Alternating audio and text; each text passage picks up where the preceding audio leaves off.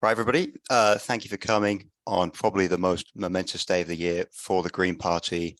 We had the second biggest event of the year this morning with our local elections launch, and tonight we have Spring Accountability 2023.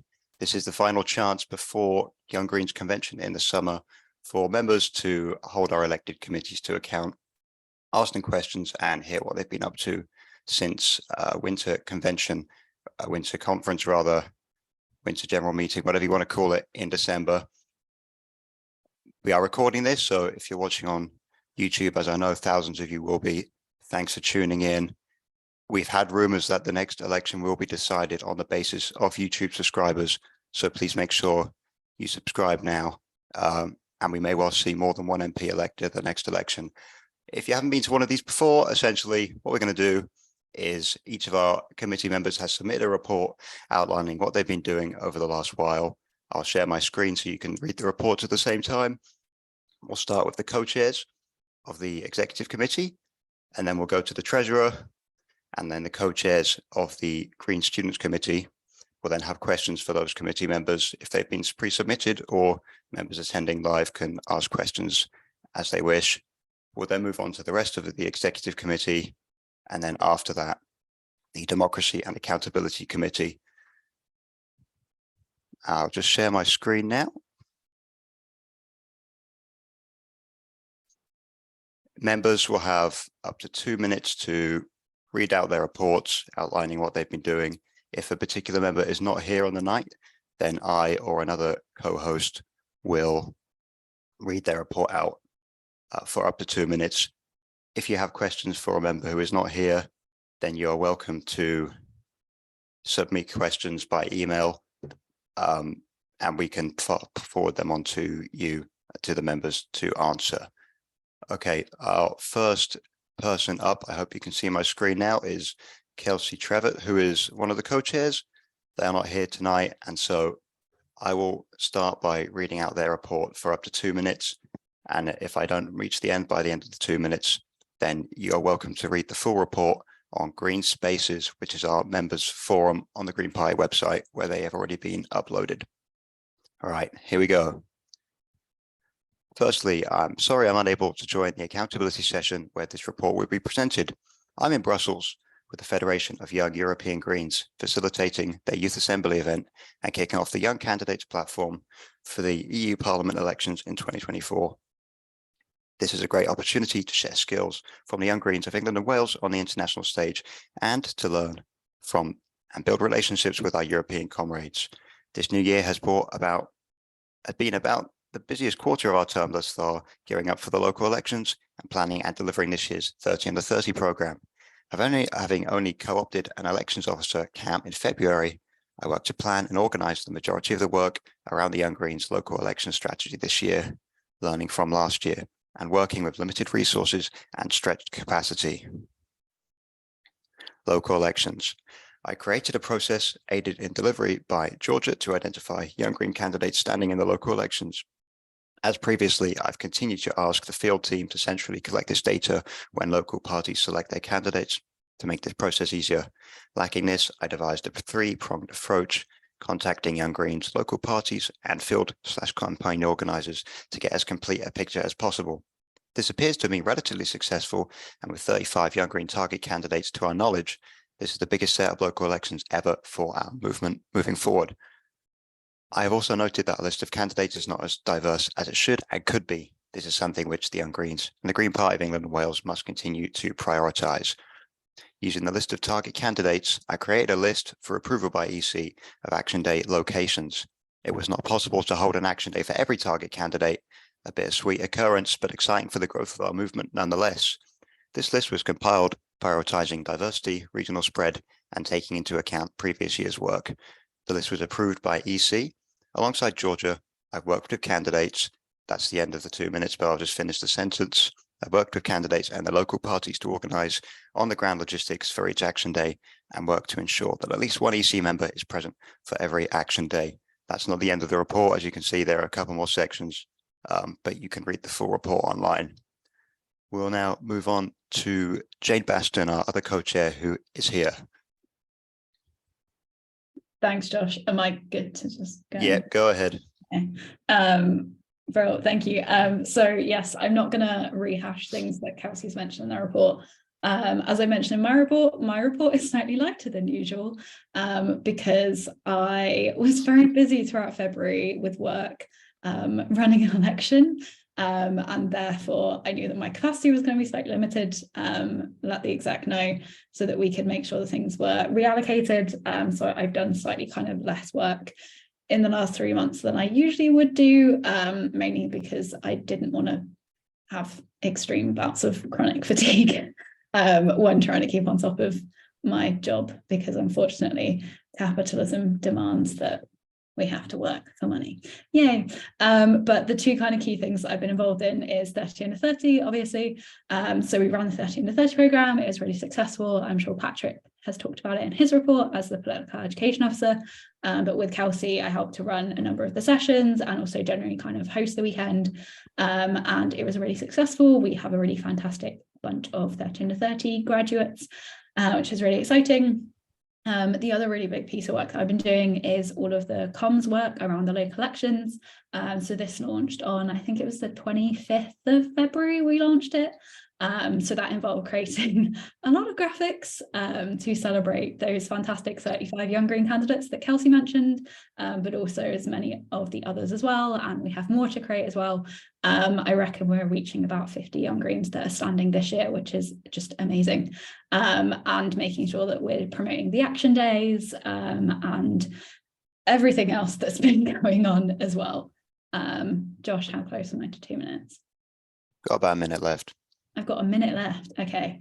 So I've also continued kind of chairing meetings, not throughout February, unfortunately, because a number of them clashed with work commitments. But I've also continued being involved in GPEC. So that's particularly for me being involved in things to do with safeguarding. We are continuing going through a safeguarding review of the main party, making sure that that aligns and works with our safeguarding and that we're aligned with how the party does it, and that it kind of oh my lord, what's the word I'm looking for? Matches, because it doesn't make sense for us to be doing one thing and then the main party to be doing something else, which is good. And there's been some progress on that. And then, as I've also mentioned in my report, I've been working with the Green Students Committee around things to do with the UCU strikes. We're hoping to do some of that educational work around the marking and assessment boycott that UCU are doing, and also general kind of wider solidarity with all of the strikes that have been happening. We haven't been able to do it for every single one, unfortunately, because of my capacity, but generally kind of showing our support on social media, because there have been a lot of strikes, which is amazing. But if we did a post for all of them, I would cry, because that's a lot of posts, which just shows the strength of the movement. 10 to 15 seconds. Okay, I'm probably just going to stop there because everything else is in my report and I'll just be repeating myself. Thank you, Jane. Right, we'll move swiftly on to Ash, who is our treasurer, and Ash is here. Take it away, 2 minutes. I am indeed. So the first thing I wrote is pretty much a summary of what I've been doing. Lots of chasing and expense paying. So to start with the 30 under 30 weekend, there was the venue and all the expenses for that. The expenses are still coming in. I'm still sort of receiving those and sending them on to finance, but I'm turning them round as soon as they sort of come in. The expenses and the venue actually getting paid was a bit delayed. I've mentioned that a bit further down. There's been some issues with sort of contact between us and finance, which Georgia has really helpfully sort of sorted for us over the last couple of weeks, sort of contacting various staff members and getting that sorted. And things seem to be better now that things have been talked about. And the venue's been fully paid for, and all the 30 under 30 expenses that came through before Friday, I think, have been paid this week, as far as I know. Then I put a bit about the bank card. There was a bit of confusion about sort of what it can and can't be used for. So it's something that I'm going to bring up with people that were a bit confused. Then Got about 20 seconds. Then just the general sort of attending EC meetings, offering thoughts on discussions. And next will be the convention, which will need paying for invoices, expenses, etc. Thanks, Ash. Bang on 2 minutes. Excellent timing. All right, we're going to skim down the document now to the co-chairs of the Green Students Committee. There is a full committee, although only the co-chairs are required to submit a report, as they are the elected officers. I don't believe either Jamie or Lisa is here right now, so I will start by reading Jamie's report for up to 2 minutes. Let's go. In my report, I wrote about my work co-opting Lisa as the second Green Students Committee co-convener, co-opting my non-portfolio officers for the committee, working with UCU strike resources, and my support for the wider exec. Since this report, I believe this is referring to the winter report in December, my main progress has been starting and maintaining regular fortnightly meetings with the Green Students Committee. The whole committee have been amazing to work with, and we worked as a team to get things done. In the committee, we have taken on a few projects, firstly, continuing our support for the UCU strikes through updating the resources offered to the student groups, as well as showing solidarity to NEU strikes with the article written by non-portfolio officer Esther. The committee have also worked on resources to increase awareness among students about the need for voter ID in the elections in May, although this piece of work was led entirely by Lisa and not myself, so I don't want to personally take credit. Over the next few months, we're looking to continue our work supporting the UCU strikes, as well as exploring projects non-portfolio officers suggest. Aside from my work with the Green Students Committee, I've attended as many exec meetings as possible and supported others where possible too. So that's Jamie's report. I'll go back down to Lisa's now, and then we'll have questions for the people we've heard from so far. So Lisa, since my last report, the Green Students Committee has been successfully set up, and between Jamie and myself, we've been meeting on a fortnightly basis to discuss current work and planning for future projects. Initially, our main focus was on responding and preparing for the UCU and NEU strikes. Members of the GSC worked on updating the information pack and resources Jamie had previously put together. We also worked to support the committee, working on supporting NEU teacher strikes. The Green Students Committee is fortunate to be made up of a great number of students, which enabled us to delegate our tasks and work effectively on different projects where our interests and experience correlated the most. In light of the upcoming local elections, we decided it was important to raise awareness in colleges, sixth forms and universities, particularly around new voter ID requirements. I led on this by creating a poster and social media graphics that are still to be sent out after EC sign-off. I've also tried to attend as many EC meetings as possible.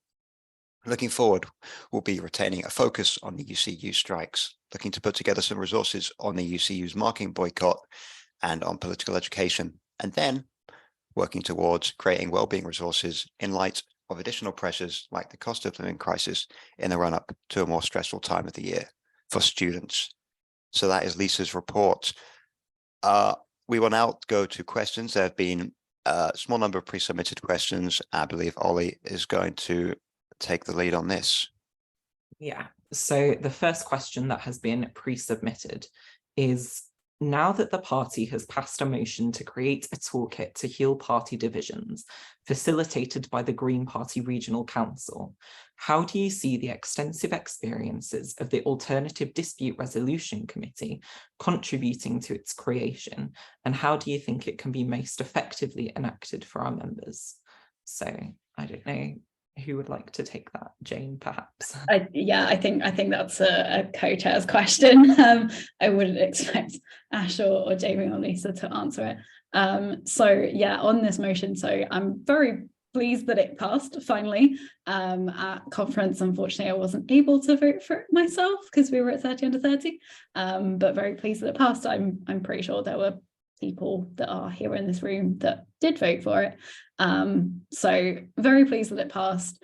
In terms of what you're specifically asking around the Alternative Disputes Resolution Committee, just kind of a reminder that the Young Greens is a separate body to the Green Party. So we don't have any control over this. This is something that GPRC will enact because it is something that has been asked of them to help to create this toolkit. So it's not something that like I would feel comfortable giving an answer on, because it's not kind of our place. I hope that GPRC will take on board experiences from members and incorporate all of the experience possible.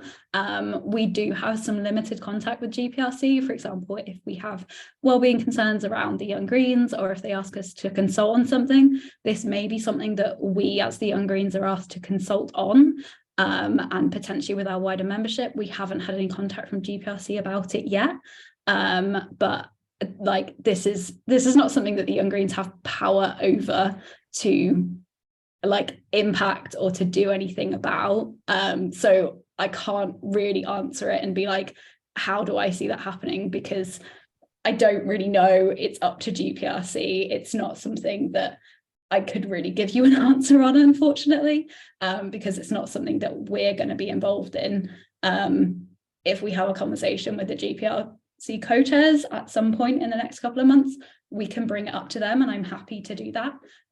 We don't have one of those conversations currently scheduled in, but I can put it on the list if we do.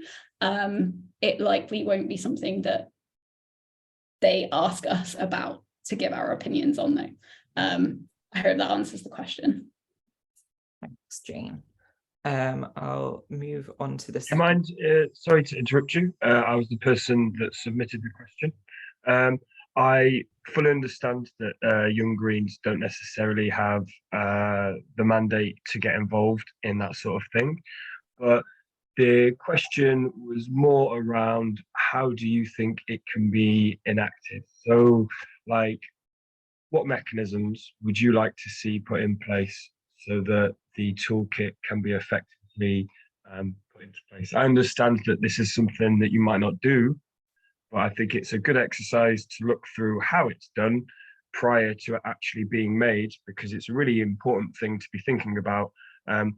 Party unity. If I'm not sure if you're aware, but there's someone who is an MP candidate that is taking the Green Party to court because of things that have happened within the Green Party. So this is kind of a mechanism to nip things in the bud. So as representatives of the Young Green Party, what do you think that this toolkit should do? You know, how should it be enacted? Thanks, Ed. So I think this is a question for me, so I'm going to pick that one up. So just for context, I do sit on GPEX, which is the Green Party Executive Committee. So I'm fully aware of what's happening within the party with regards to trans rights and the particular members in it and their behaviour and their activity, which I probably don't need to make clear, but just in case it is necessary, is not acceptable. They should not be allowed to continue as members in the party if they are flagrantly violating our policy on trans rights, particularly those who are aggressive and who actively harass Young Green Party members. I don't think that's acceptable. We have raised it and we do continue to raise it with both GPEX and GPRC. Because to me, that creates a very hostile environment for Young Greens to be in, for young trans and non-binary people to be in, and for trans and non-binary people to be in, and that's not acceptable. I think in terms of the toolkit, I don't have the specifics in front of me. Unfortunately, it's been a while since I read the motion. I think I read it before it went to the autumn conference. So I don't remember the specifics. I think for me, the important thing about moving forward with this is getting the right procedures in place so that when people are acting in a manner that is unacceptable, we can take action as a party, because that's been really, really slow and it is slowly changing. And I think we're all sort of aware of that and aware that things have been moving behind the scenes. But we still have lots of instances where somebody says something transphobic or is incredibly, what's the word I'm looking for? harmful, aggressive towards somebody on social media or in a Green Party space, and no action is taken on that. And I don't think that's acceptable. I think that the toolkit is a really good move forward. And I think, where am I going with this? Sorry, my brain's not working properly. I think for me, sorry to briefly interrupt you. But no, very. can I finish? Sorry, Ed, can you please let Jane finish? You've asked me a question and I'm answering, and I've not got to the end as well. And if you want to ask questions, can I ask that you direct them to Josh or to Ollie, so that they can be asked through that manner? That this is how we run these sessions. Part of the toolkit in my mind as well is not just about healing the divisions in the party, but is outlining where behaviour is unacceptable and where we shouldn't be tolerating that, because I think that's been an issue, is that we tolerate it and we say, actually, like, part of our code of conduct is that we have to believe the best of everybody, and there comes a point where that's not being demonstrated, and therefore we need to change that. But we also need to be moving forward so that we're not continually stuck in this cycle. And I hope that that's what will happen. Again, I don't have the details of the toolkit in front of me, I'm afraid, so I can't tell you specifically what I want to see from it, because I don't remember what's actually in it. I hope that answers your question. I would 100% agree with everything you said, Jade. That was an eloquent expression of the morality within our party. Jane, by the way. Sorry, Jane. Yeah, it was an eloquent expression of the morality of our party. I'm not sure if we have time for you to go again. That's not up to me, but the question was asking what actions and what procedures do we need in order to heal party divisions? That was the question. I'm keen to move on to the second of our pre-submitted questions. If you have any supplementary questions, you can feel free to direct them via email after the session. So the second of our pre-submitted questions is, over the past 12 months, we've seen some of the biggest strike actions of a generation. Do you feel like Green Party members, councillors and MP candidates have sufficiently supported these actions in line with our policy? And even if you do or do not, what more can be done for striking workers, considering how tough their mission has been? I think this is another one for me again, because Kelsey and I lead on the trade union work, and I'm just going to do a disclaimer as well that I'm also a non-portfolio officer on the Green Party Trade Union Group Committee, and I'm a trade union activist myself, so I have a tiny bit of a conflict of interest in this one, which I hope everybody does, and if you're not already part of your union, please join it. That's everybody's action for tonight: join your union if you haven't already done it. So in answer to the question, I think that the party has given support, but I wouldn't say that it's given enough support or as much as I'd like it to. It has given support in certain cases. For example, I think the nurses, they've been very supportive about that. But for example, if you look at other strikes like the CWU, they haven't really mentioned that at all. So I think there's still more to be done in that. And that's something that, the Green Party Trade Union Group are actively looking at pushing the party on, and particularly the leadership on, to get them to be more proactive in this area. It was really positive that the other night, I think it was Zach Polanski, went to an event with the RCN, which is great. But again, it seems to be very kind of specific support in specific areas for specific groups of workers going on strike, and not necessarily kind of across the board. And for example, in things like the RMT strikes, there hasn't necessarily been an explicit support of the RMT workers going on strike. RMT members, sorry, not workers, the RMT members going on strike, whereas it's more been about we would nationalise the railways rather than explicitly supporting those workers. So I think that's the one thing that I would like to see changed. In terms of the Green Party support on that, we have seen it come a long way in the last couple of years. Yeah, they can definitely be doing more. We could always be doing more. Thanks, Jane. Kate? So I sent a message a couple of minutes ago and have been invited to speak, I guess. This is more about the last question than this one. I kind of saying I'm leaping to your defense, James, feels weird because I'm kind of not. But essentially, I'm both the Trans Liberation Officer for the Young Greens, and my report's going to come later, and one of the co-chairs of the LGBTIQA+ Greens. I think it's really important with regards to asking questions about things like the toolkit and about queerphobia guidance, which is another kind of motion that didn't get heard but might get implemented anyway. There's both going to be in the near future an equity, equality, diversity and inclusion manager staff job role who's they haven't finalized the job description, but the last one I saw was basically talking about being the center point to make sure that people are getting the right training, that the right information is being shared, that people are being supported from all of the different liberation groups and under all of the different protected categories. And that was a part of the outcome of the Diverse Matters report. And also the LGBTIQ+ Greens are working with GPRC on making queerphobia guidance that is really ironclad. So while I think, obviously, I really think that Jane and Kelsey and the rest of the committee are actually really supportive of young trans members. There's different groups have different jobs and have different insights on things. So I will also say there's a lot of crossover between the two committees. So a lot of us work together, and we will probably be reaching out to the rest of the Young Greens once we've got more of a fixed thing on that queerphobia guidance.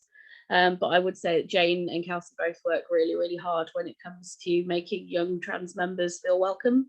So yeah, I thought I'd just give a little window into another world. Thanks, Cade. I think we'll now move on to our next section of reports. Thanks, Ollie. We do have a very last minute question submitted for our treasurer, Ash. It's a big one. Ash, how excited are you for the new bank card? I mean, we've got it. It's making life a lot easier. It can't do everything people think it can do. So for example, the 30 under 30 reimbursements, it can't speed those up at all. But it can help us pay for things like venues, and if we have, I don't know, catering at an event, stuff like that, we can pay for stuff over the phone using that. We can, if we're in person, we can use the card to pay for things when we're there. It's a lot easier, and we have a bit more control over our money, but not as much control as we would like, if that makes sense. But to answer the question sort of summarized, it's very exciting. Thanks, Ash. Good to know that there are things we can now buy. Speaking of things we don't have to pay for, though, subscribing to the Young Greens on YouTube is entirely free. Make sure you do that now if you haven't already. Right, we're going to move on to the rest of the executive committee now. I'll reshare my screen, and our DAC member Mina is going to take the lead on this. If you're good to go. Yep, absolutely. I mean, hopefully we can also get a night on the splash. I'm obviously joking there, Ash. So yeah, the first person report, although they are not here to be read out, is Cam Haywood's as election officer. So I will get my 2-minute timer up and I will read out the report. If I run out of time, you know, you can read all of it on Green Spaces soon enough. Okay, so Cam Haywood, elections officer. I have recently been co-opted as elections officer, with the role previously being vacant for a few months. Therefore, Kelsey and Georgia have led on the planning of our local elections campaign for this May, as mentioned above in Kelsey's report. 35 Young Green target candidates have been identified, which continues the trend of this increasing year on year. We have 10 action days planned to support 17 of these target candidates.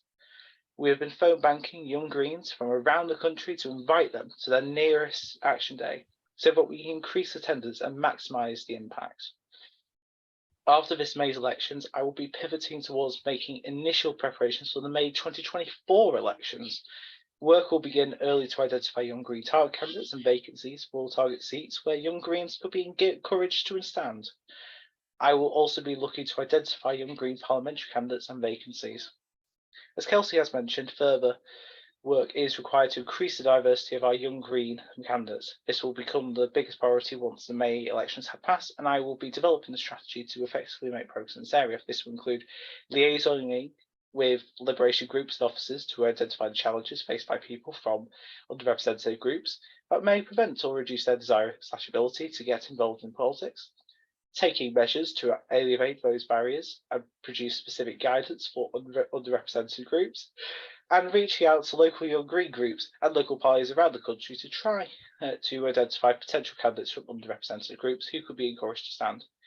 I'm unable to attend the accountability session due to family commitments, but I'm contactable at elections@younggreens.org.uk, and I am always happy to listen and discuss. Thank you. That was the elections officer. Do we have all in the room? No. So I will read out all this report for 2 minutes. Again, same caveats if I run out of time. Ulla McMohan, Digital Communications Officer. As we progress into local election season, I think it is so important to use our social media platforms to shout about how young people can build successful campaigns, harness collective action, and get each other elected. At the start of this year, I was pleased to use Young Green platforms to amplify the by-election campaign of fellow exec members Patrick and Bristol.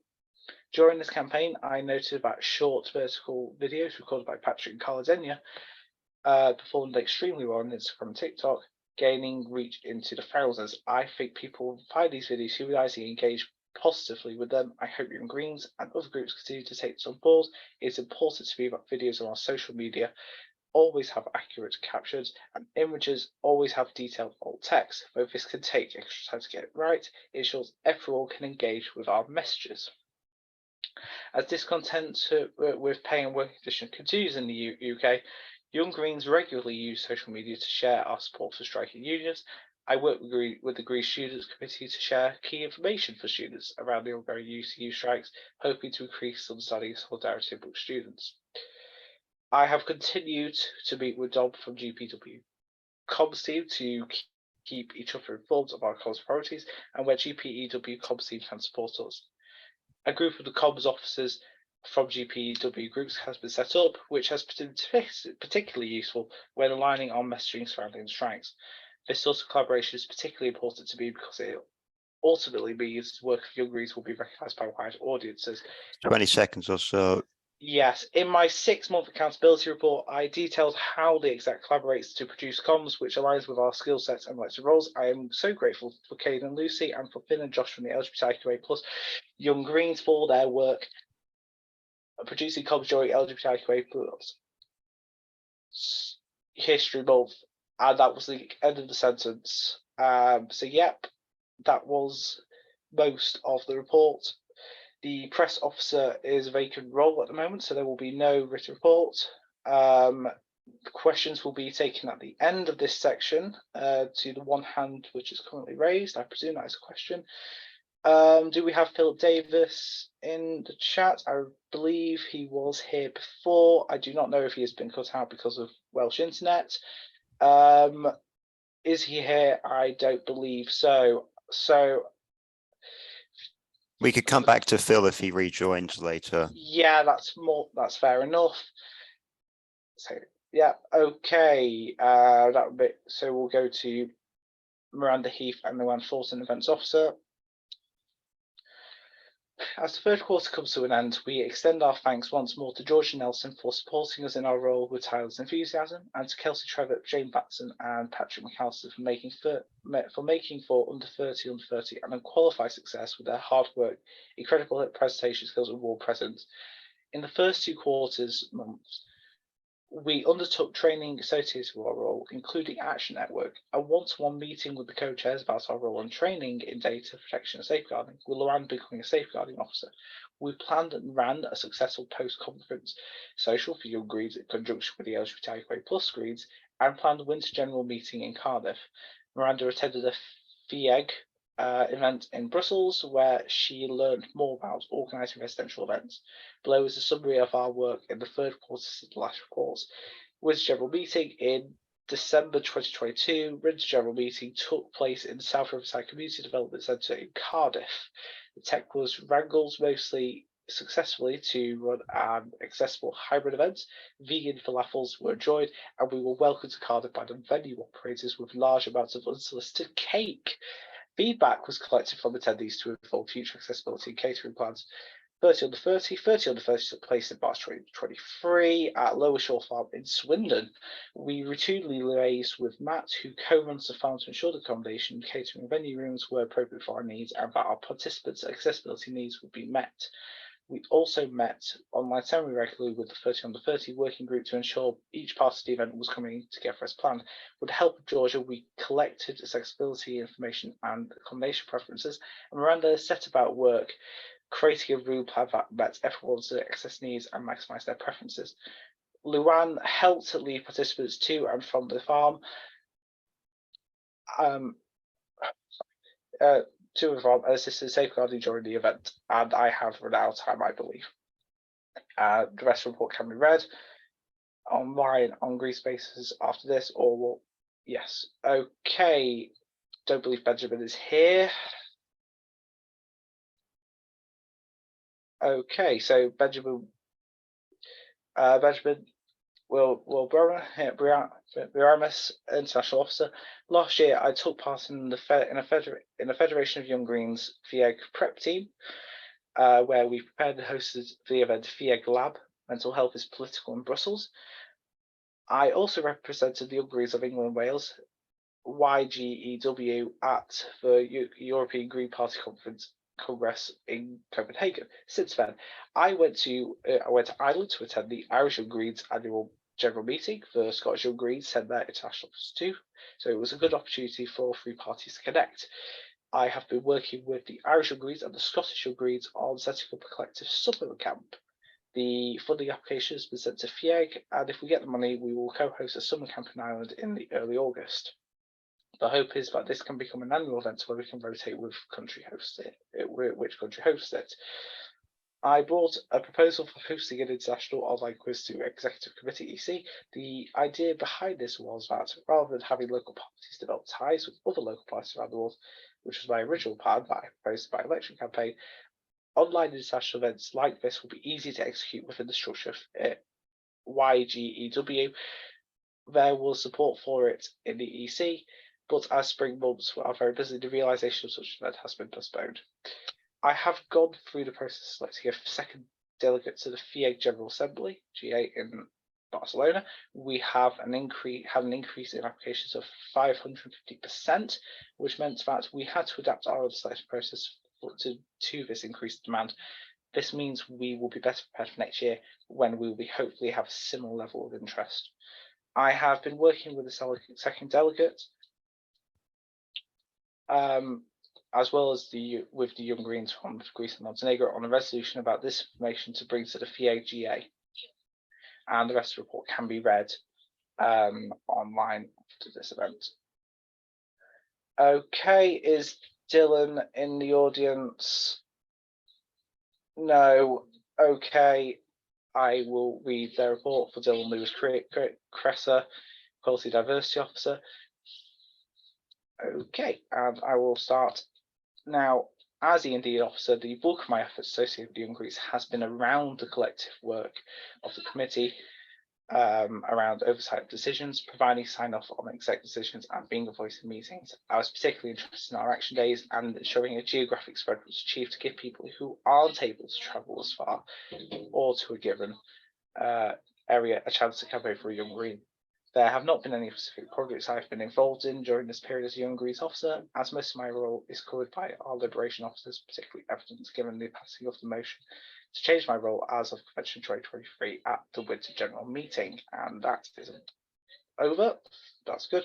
Patrick McAllister, I have not seen tonight. I will presume they are not here. Patrick McAllister, Activist Training and Political Education Officer. I will start now. The bulk of my exec efforts have been around organising, helping run the 30 Under 30 2023 programme, which I feel was a resounding success. I prepared the participant sign-up form and helped organise a number of the weekend sessions, including one which I presented myself. During the weekend itself, I also helped chaperone participants to the venue, assisted in general duties once there, and build further on already good relations with local Charlotte Shore Farms managers. I was also the member who carried on our initial formal visit and review of the venue. I fully and freely acknowledge that my involvement in the run-up to 30 Under 30 was curtailed by the sudden announcement of and subsequent all-out campaign for a by-election in the council ward I was a target candidate for in Bristol. I would like to put on my record of my gratitude to my fellow members of the exec for their understanding around my diminished capacity during and immediately after this period, and for graciously picking up my slack. In particular, Jane and Kelsey, Miranda and Lou, and our long-suffering staff member, Georgia. Despite this significant draw on my time and energy, I feel I did make vulnerable contributions to the programme, albeit less disproportionately relative to other members of the executive compared to the proportion that my role would otherwise indicate. And this sentiment is in no way intended to minimise the very real and very vital contributions of the 30 Under 30 organisers. Since 30U30, I have attended 2 Young Green Action Days in my capacity as exec member, alongside my other Green Party duties as treasurer to Bristol Green Party and elected councillor. And that ends that report. Jack Bloomfield is not here tonight. I will read out their report. Jack Bloomfield, Disability Officer, starting now. Since the winter accountability session, I have been working alongside the rest of the committee with 30 Under 30, attending spring conference and preparing for our Young Greens convention in the summer. I have been consulted on the venue for this, and whilst voicing my own concerns about the accessibility of the accessible bathroom due to cramped conditions and the lack of suitable maneuverability for wheelchairs and scooters, I was presented with a compromise of sorts as such wherein we would be able to rent an accessible portaloo to be dropped off outside of the venue in the case that the facilities would not be suitable. I remained sceptical as to what message was sent to our disabled membership, of whom I was elected to represent, that they may be expected to relieve themselves outside of the building. But I did get the impression that the decision was a matter of some urgency. Unfortunately, I will not be able to attend the accountability session this time because I am undergoing an upper limb rehabilitation course that hopes to increase my ability somewhat. But as always, please feel to reach out to me via email with any questions or queries you may have. Also, I'm more than willing to meet with you to discuss how I can best assist you.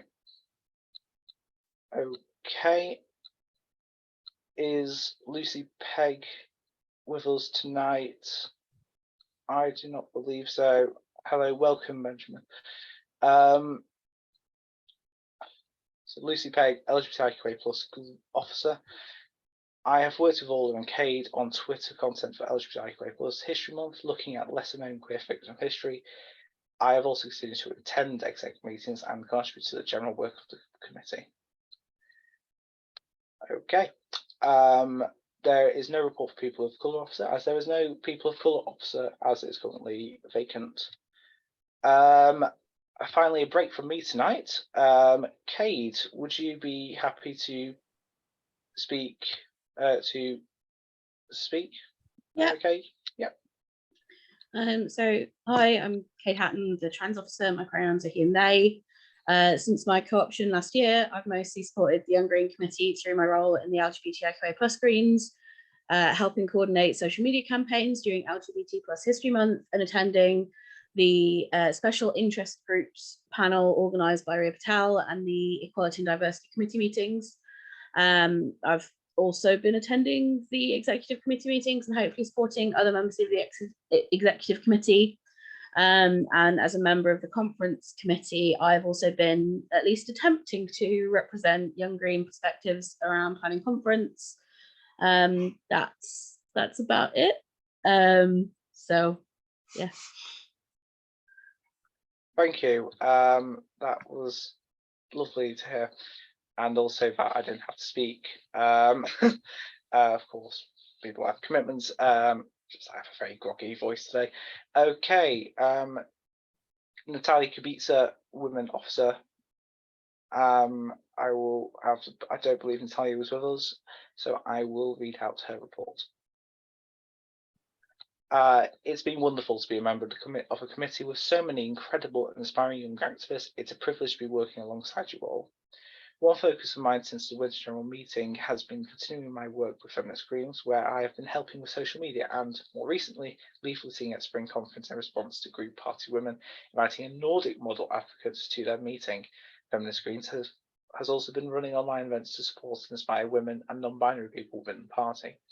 Another focus of mine has been getting the party to show a strong sense of solidarity with the women, many of them very young, protesting in Iran against police brutality, oppressive patriarchal laws, and the theocratic regime. I had worked alongside some wonderful women in the wider party to write an emergency motion to Autumn Conference 2022 about the issue, of which I was the lead proposer, but sadly was not heard as there wasn't enough time. We had initially planned to instead write a statement of solidarity that we would get as many Green Party members as possible, inspired by the Jewish Greens' 2021 statements of hate speech in the universities, which I mentioned in my report to WGM, but we decided to propose a new motion to Spring Conference 2023 instead. I took the lead on this, writing an updated version, proposing it, and finding all the necessary co-proposers. Again, it sadly wasn't heard as there wasn't enough time, so I do intend to propose it again at Autumn Conference 2023.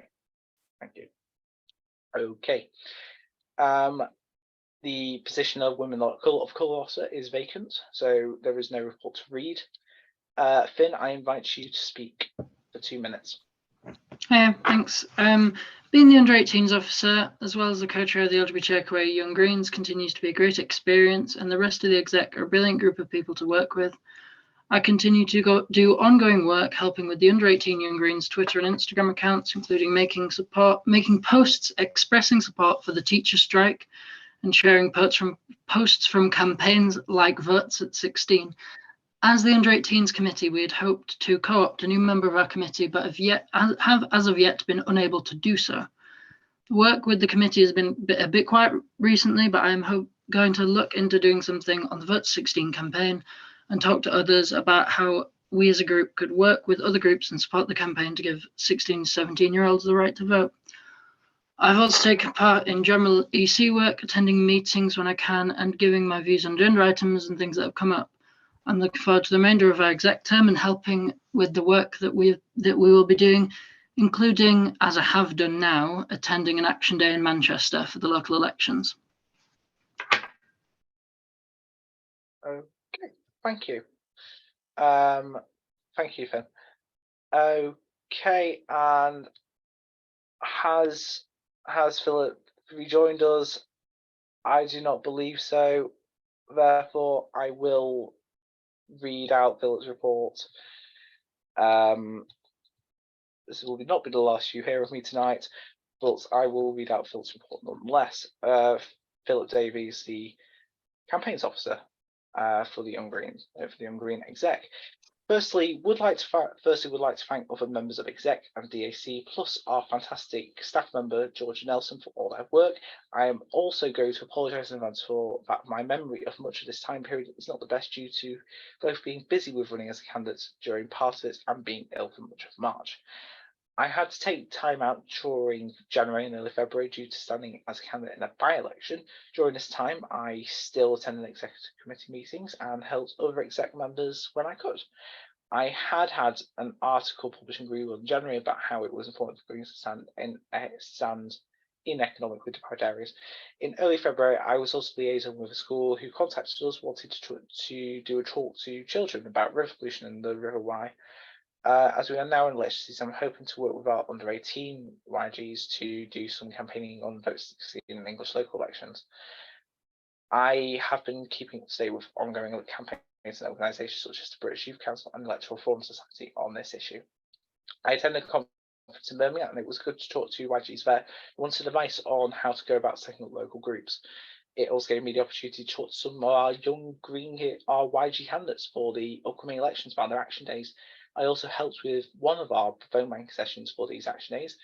I have also been using both my own and Wales Young Greens social media channels to help promote these action days and other courses to promote the work of Young Greens. I had a first meeting with 0 Hour about the Climate Ecology Bill in late March. A second meeting is planned for April 4th. Other miscellaneous activities I have been doing include attending all executive committee meetings, keeping up to date with our Slack, and promoting courses I think we should be promoting. My position on the Wales Green Party Council has allowed me to make sure much of our YG work is being promoted properly in Wales, especially around advertising our up action days with local parties. And I believe I have reached 2-minute limit on that.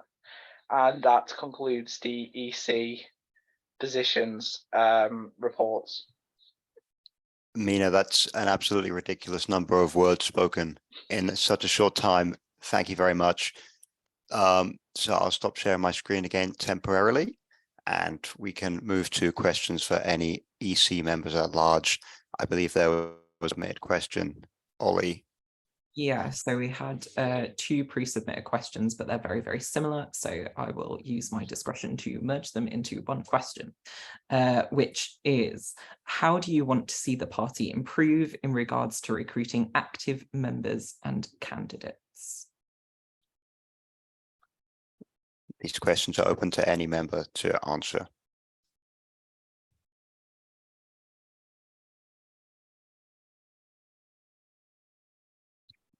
Yeah, Kane.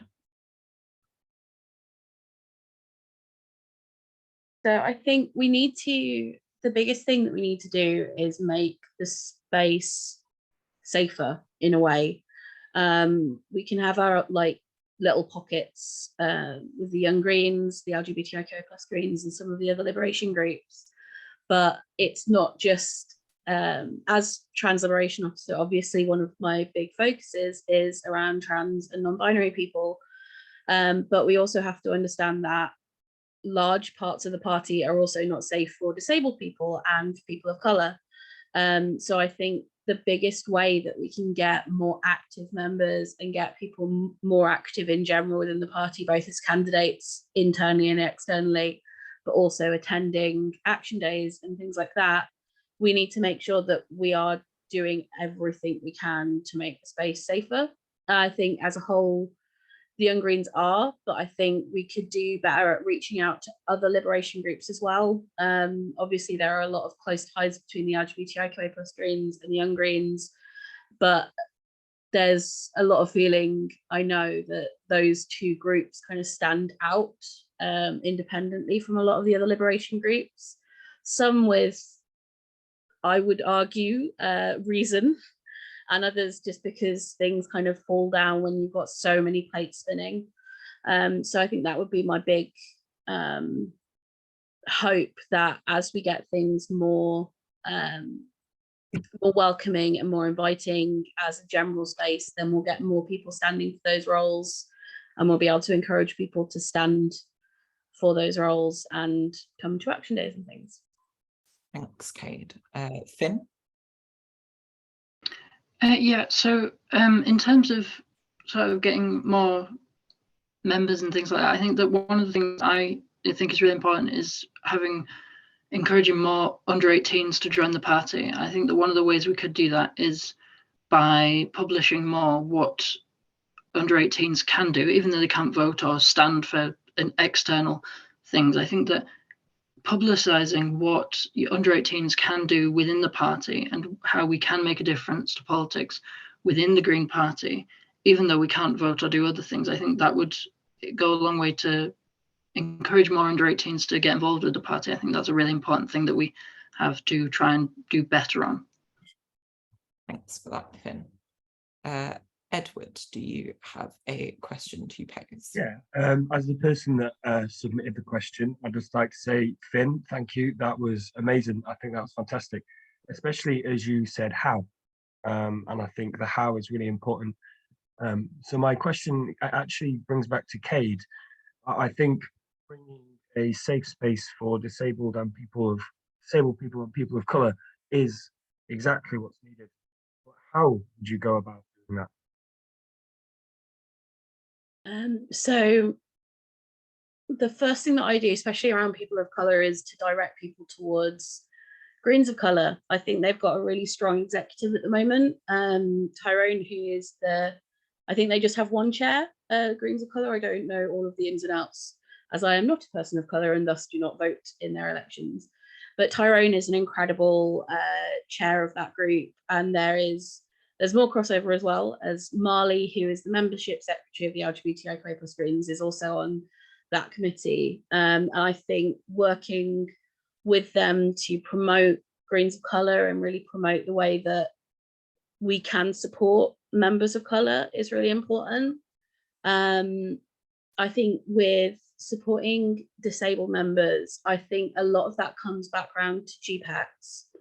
I think we need to offer a lot more training that is actually, people kind of offer certain kinds of training and people offer certain kinds of inclusivity without knowing what needs to be taught in a lot of ways, and who exactly needs to be taught. I think we need a lot better understanding in the wider party on disability and especially on autism, as I think that there is a lot of misconceptions about both how autism impacts people and how people can sometimes use certain things as a shield against retribution when they do something wrong. So I think we need to really stop treating people as if they've both got an extreme vulnerability and also, you know, this massive shield that means you can't tell them when they've done something wrong in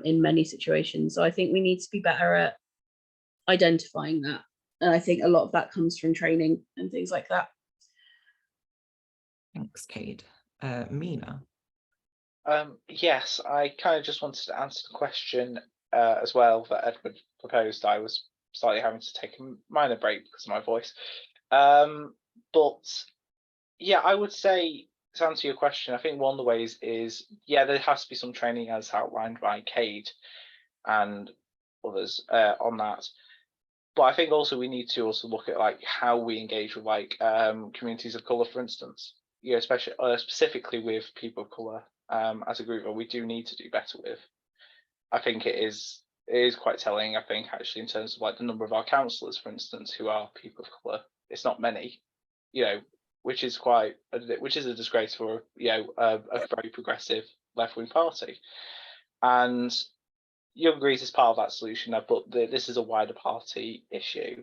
And I think the party is trying to go in the right steps on this. I think I saw recently a lot of engagement with Asian Northeast communities today, actually, by Carla, which is great.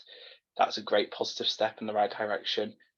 It just needs to go further, and I think the party does know this. So, obviously but things are going in the right direction. But I think it's a good question to ask. How do we go about it? I think we don't have any more pre-submitted questions, so I think we will move on to our last section of reports. Josh? Sure. Thanks, Ollie. Let's do that. That is for the Democracy and Accountability Committee.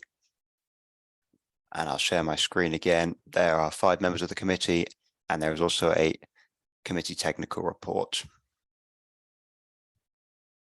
Thanks, Josh.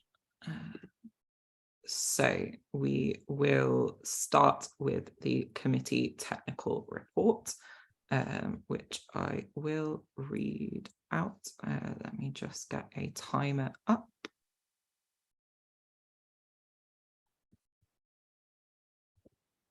Okay. Since winter general meeting, DAC have made one ruling, provided advice to EC relating to the co-option process and convention location, and begun provisional preparation for Young Greens convention. Ruling, removal of special interest groups.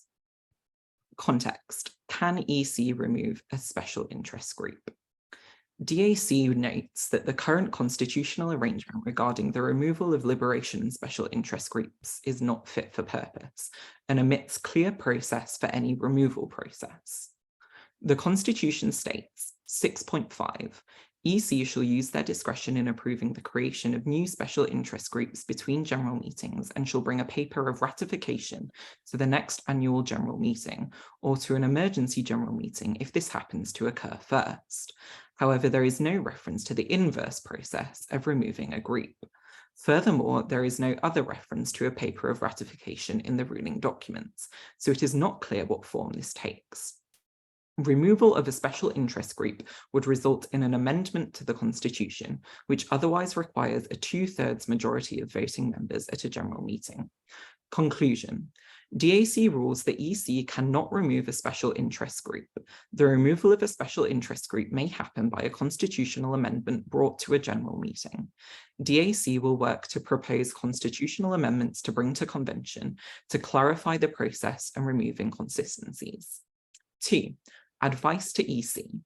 DAC advised EC on the correct process for the co-option of the new elections officer following the resignation of a job share.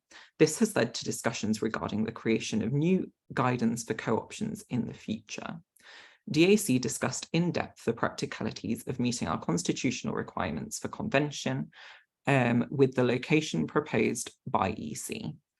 And that is the end of 2 minutes. Thanks. So our next report is from Josh. So I will let them read out their report.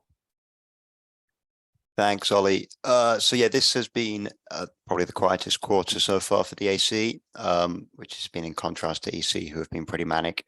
So what have I done? Well, chaired the AC meetings we have had and tried to attend as many EC meetings as possible, though I haven't been to all of them. Just after the new year, I reached out to our affiliated groups, that is local groups and regional groups and university groups, essentially offering our support. I think something maybe DAC has not been great at in the past is reaching out to groups and being proactive in terms of offering support. So that's included offering to help with running with committees' internal elections, following due process, helping with drafting constitutions, which are not required for local groups to have, but they can do if they like. And if we do, then we'd like them to be proper and in line with the rest of the Young Greens Constitution. So helped writing up the removal from special interest group ruling, which Ollie has just read out. Yeah, essentially the good thing about other EC members and other members requesting rulings is that it helps us identify parts of the Constitution and standing orders which are quite frankly messed up. And so hopefully at convention in the summer, we can improve these processes so it's much easier for EC to operate and removing consistencies in terms of how groups can be added or removed. So in terms of practical stuff, Young Greens Convention has a online democracy platform where we run our candidates and nominations from. We've began to update using rebranding with the new color scheme, but also adding new dates and a location, which I'm not going to reveal because that's not public information yet. So the convention location, we had a bit of debate about if this was a viable solution in terms of fulfilling constitutional requirements relating to accessibility and also having enough room for multiple liberation and special interest groups within the Young Greens to have their meetings. Is that 2 minutes, Ollie? Thank you. So our next report is from Mina. So Mina, take it away. For the last time tonight, you'll be hearing my voice. So yeah, this is, as everyone has said already, been a very quiet period for DAC, not pronounced DAC. Including Winter General Meeting, where I chaired one session, not brilliantly, but I chaired a session. I have contributed to democracy and accountability work, so from attending meetings to discussing issues around accessibility and inclusivity. mainly around procedural issues, which involve transitional period and stage processes. So, you know, like, but like, you know, if you're trying to do like, if you're trying to like do a, I don't know, trying to like find a new portfolio officer for something, like doing it in an inclusive way, that's kind of where I've come in. All right. But also like in helping with DAC's own agenda for summer's upcoming convention, which I will not say because that would be a conflict, of interest for DAC to mention here, and indeed for this accountability session, which you are witnessing now and enjoying very much. So yeah, I've as well as spelling using the wrong of in my last sentence, which I will fix at some point. I have assisted in the writing up of rulings and in editing before they are sent off. Though usually they are spell check as well, so they don't use the wrong off, which is really bugging me right now. So yeah, that was great, wasn't it? Thank you for listening, and woo. Thanks, Mina. So you now have the pleasure of listening to my report. So here we go. As Josh has already mentioned, since Winter General Meeting, workload for DAC has in general been lower than previous quarters, but I've still tried to keep as actively involved as possible in any work that has been ongoing. So to that end, I have attended DAC meetings, I've contributed to rulings that we've made and other business, such as discussing organisational amendments to bring to convention in summer to ensure that the Young Greens can function as smoothly as possible. On the subject of convention, I have expressed concerns along with other members of DAC about the suitability of the venue proposed by EC with regards to fulfilling our constitutional requirements and in terms of accessibility and inclusivity. Although it seems a workable compromise has now been reached. And I look forward to the smooth running of convention. I've continued to attend EC meetings as an observer wherever possible and have recorded attendance at these meetings for the purposes of accountability. With regards to my role as chair of the Complaints and Disputes Subcommittee, no complaints have been submitted this quarter. As always, my thanks goes to my colleagues on DAC, C&D and EC for their hard work and support. Thank you. So our next report is from George Morris, who I don't believe is here. So I shall read out his report. DAC's workload has been low since the Winter General Meeting, meaning there has not been a need to meet as regularly. Work has generally consisted of reflecting on the Winter General Meeting and how general meetings could potentially be improved, as well as talking further about possible changes to the Constitution and standing orders at the upcoming convention. Rulings we have made recently have demonstrated that parts of the ruling documents are at times too restrictive without any obvious benefits to accountability. Regarding this, I think it's regrettable that we've had to make some of the rulings that we've made in the current term, but it's important to uphold the meaning of the text when faced with little room for interpretation. I've contributed to these discussions and rulings through Slack and a recent committee meeting. I echo other DAC members' concerns about the potential problems with the convention venue, and I'm pleased it has been resolved. As always, it's been great to work with other members of DAC and EC, and I look forward to seeing out the rest of my term. So that was George's report, and Matt Rogan is our final report, and I don't believe they are here either, so I shall read out their report. As with my previous reports, I'd like to start by saying it has been a pleasure to serve on the Democracy and Accountability Committee for the Young Greens, and I have thoroughly enjoyed continuing to work with a great group of people. There has been less to do in terms of work for this quarter. However, I have made contributions where possible, such as adding to discussions regarding rulings/decisions and attending as many meetings as possible. I'd like to note that due to a bereavement and moving home over the quarter, I haven't been able to contribute as much as I normally would. I hope that for the remainder of my time on DAC, I am able to help out to a greater extent. In particular, this quarter, I have contributed to discussions surrounding the venue proposed by Executive Committee for Summer Convention and its suitability. Additionally, I recently attended a meeting to discuss both organisational amendments for conference and rulings.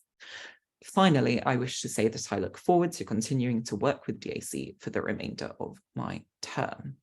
So that is the last of our reports this evening.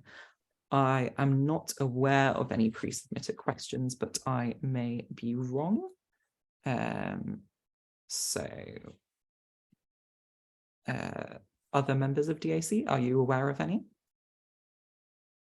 I don't believe any have been submitted, but anybody here is happy to welcome any questions from the floor if anybody has any. Ed, yep. If you could be any animal in the world for a day, what animal would you be? And that is a question for everyone.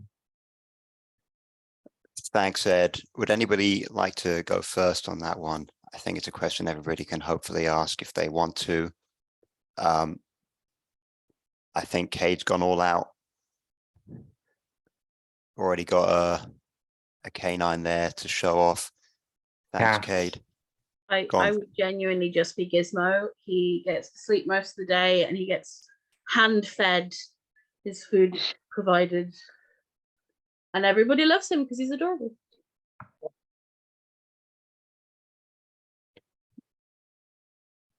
I was going to say the biologist in me wants to say that humans already are animals, so we can stick with that one. In keeping with a young green theme, if we're allowing mythical animals, I would totally be a dragon. Dragons are so cool, and like you could fly and breathe fire. And yeah, that's cool. I think Ollie's trying to stoke some controversy now with that answer, but I would be a viper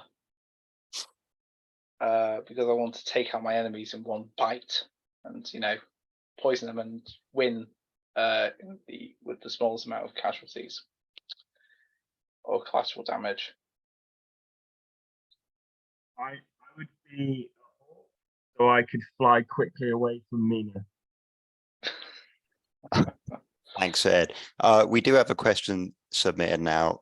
I'll read it out and then I can answer partly, and if anyone else on DAC wants to answer that, they can too.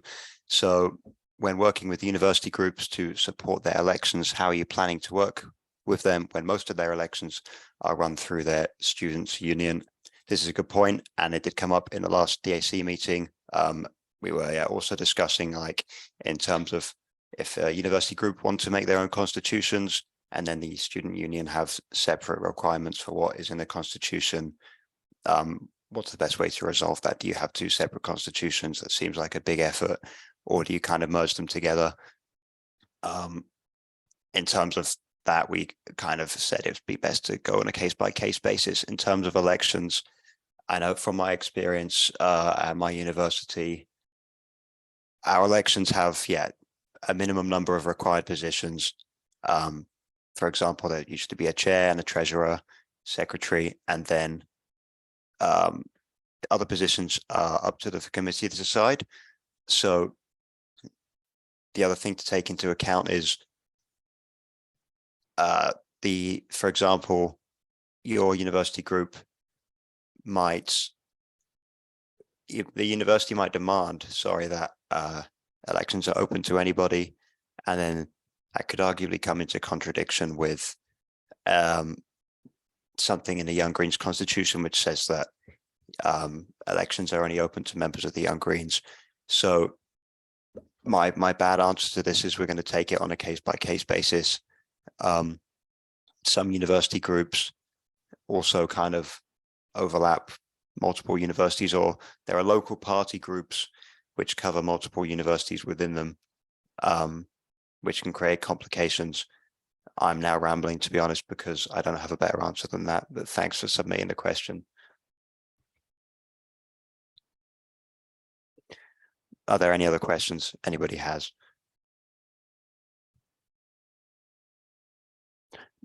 It's not a problem if there isn't. I do have one question for you, and that is, have you subscribed to the Young Greens yet on YouTube? You're running out of time to do it because we're nearly coming to the end on a momentous day for the Green Party.